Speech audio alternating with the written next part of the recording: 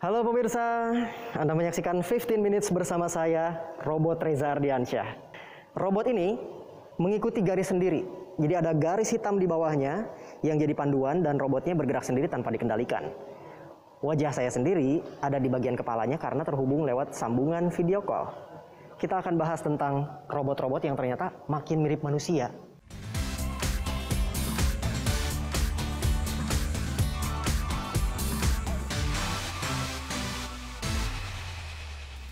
Ini robot yang dipakai untuk acara wisuda yang dipakai oleh Universitas Negeri Jakarta. Saya mau perlihatkan Anda komponen utama dari robot ini. Ini ada mesin di bagian bawah manekin yang terdiri dari 4 roda dan digerakkan oleh sensor khusus yang akan mengikuti garis hitam yang dibuat oleh para kreatornya. Di atasnya ada monitor yang bisa memperlihatkan para peserta wisuda dan wisudawan atau wisudawati yang akan bersalaman dengan Pak Rektor. Jadi, robot ini bisa membantu pelaksanaan wisuda tetap sesuai dengan jadwal dan risiko penularan COVID juga diturunkan. Robot makin mirip manusia. Teknologi robot yang menyerupai manusia sudah ada sejak tahun 1560 di Spanyol. Ada robot bernama Mechanical Padre atau Pastor Mekanis. Pada tahun 1920, seorang penulis Ceko mempublikasikan drama fiksi Rossum's Universal Robots. Istilah robot sendiri berasal dari bahasa Ceko robota yang berarti buruh kerja paksa. Penggunaan robot kemudian berkembang semakin menyamai bentuk dan peran manusia. Di Tiongkok, profesi pembaca berita sudah mulai digantikan oleh teknologi robotik. 各位朋友，大家好，欢迎来到新华社。我是由新华社和搜狗公司联合培育的全球首个 AI 合成女主播。 Semua ini bisa terwujud berkat adanya teknologi kecerdasan artifisial.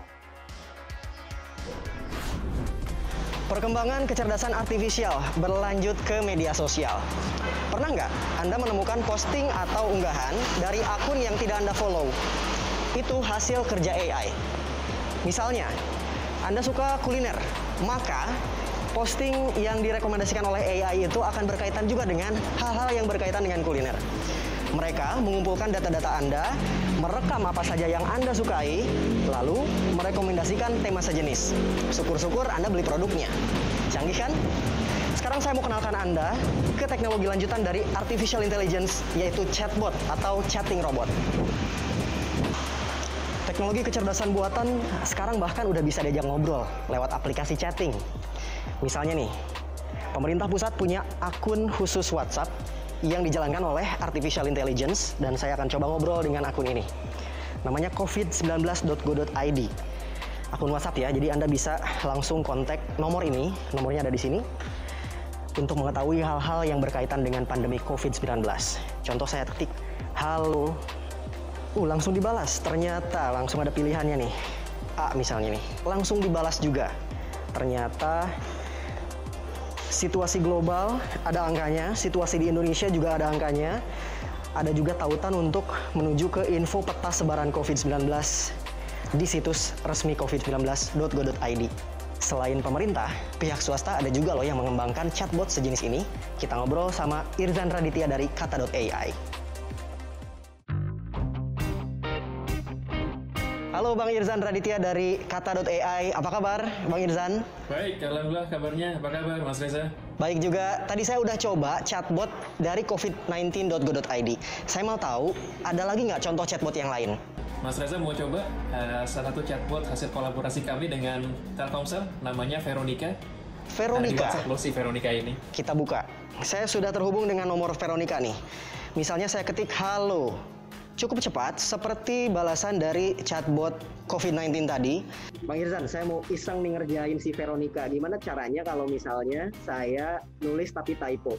Saya ingin Silakan dijawab Mas Reza. isi pulsa, maksudnya pulsa.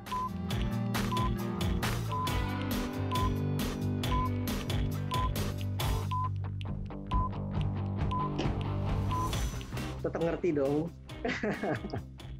Canggih ya. Berarti memang banyak kemungkinan yang diinput ke dalam komputer itu. Betul sekali, karena dari sana dilatih berbagai macam kemungkinan dan mesin memiliki prediksi kurang lebih ini tendensinya ke arah beli pulsa walaupun ada typo atau misalkan ada sedikit informasi yang kurang, bisa dibilang kayak gitu sih. Baik, saya penasaran cara kerja artificial intelligence dalam chatting robot ini seperti apa?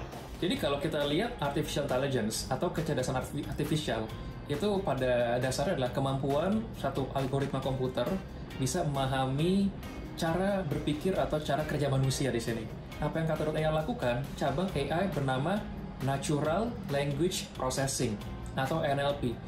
Nah, algoritma NLP ini ngajarin mesinnya dari semua percakapan yang ada. Jadi kita latih bagaimana sih variasi orang pengen beli paket data gitu kan. Gue mau beli paket, pulsa gue habis, isi paket dong gitu. Atau misalnya saya mau beli paket, aku mau beli paket yang harganya sekian-sekian. Jadi variasi-variasi itu yang kita latih ke mesinnya. Terakhir Bang Izan, barangkali penonton ada yang bertanya-tanya nih, AI sudah sedemikian canggih, bagaimana caranya agar kita tidak tergantikan oleh teknologi robotik ini? Saya melihat ini bukan sebagai juru selamat, tapi juga bukan ancaman. Tapi selayaknya teknologi pada umumnya sebagai tool, sebagai alat untuk membantu kita bisa bekerja lebih produktif, mengambil keputusan lebih baik lagi dengan adanya data.